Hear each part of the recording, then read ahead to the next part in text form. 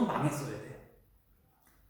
아니 그래서 망해서 우리가 일본의 지배를 받았어야 된다 이런 얘기가 아니라 일본 내가 나쁜 놈이라서 그런 얘기가 아니라 조선이라는 나라가 무너지고 우리 민족이 만든 새로운 나라가 그러니까 고려에서 조선 바뀌듯이 조선은 이때 끝나고 새로운 이제 지도층에 의한 새로운 나라가 만들어져서 조선 후기 시대가 우리 근대사가 이제 이어졌다면 우리의 이 근현대사 내용이 좀 달랐지 않았을까.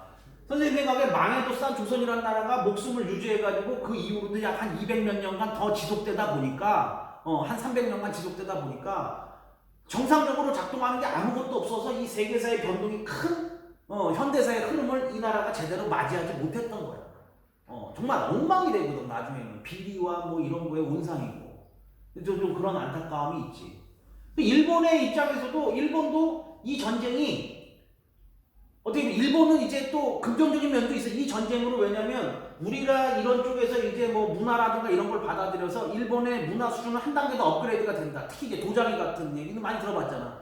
우리나라에서 뭐 도공들 많이 이제 잡아다가 극지 대접해가지고 일본의 문화 수준이 한 단계 업그레이드 되는 그런 계획이 됐는데 이 개인적으로는 도요토미 히데요시는 죽고 나서 반란 나가지고 저 도쿠가와 이에야스라는 이제 정적한테 권력이 다 넘어가고 도요토미 집안은 완전 몰살당해. 한 명도 안 남고. 그러니까 일본의 이 지배층 입장에서도 이 전쟁은 실패한 전쟁이라고 볼 수가 있는 거예요. 오케이?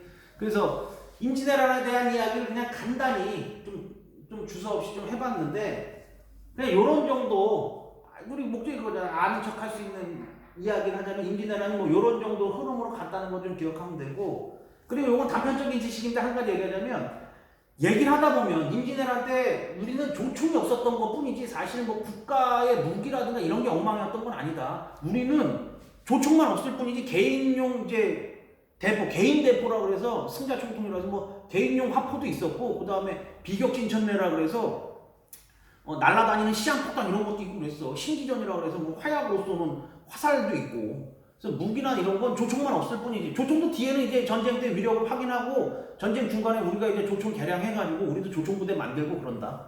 그래서 뭐 우리 역사를 너무 비하할 필요 없어. 임진왜란 얘기하다 보면 조선은 쓰레기여가지고 뭐 일본 따위 정도의 침략도 못 막아내고 이렇게 얘기하시는 분들도 계시는데 진짜 그렇게 말할 수가 없는 게 일본이 비정상이었던 거야. 일본이 비정상적으로 이때 당시에 군사력이 너무 강했던 거지. 조선이 뭐 좀 쓰레기 탄 건 좀 있지만 뭐 요만큼 있지만 조선이 너무 그만큼 욕먹을 정도로 정말 엉망은 아니었다는 거. 내가 뭐 국뽕이라서 이런 얘기하는 건 아니야.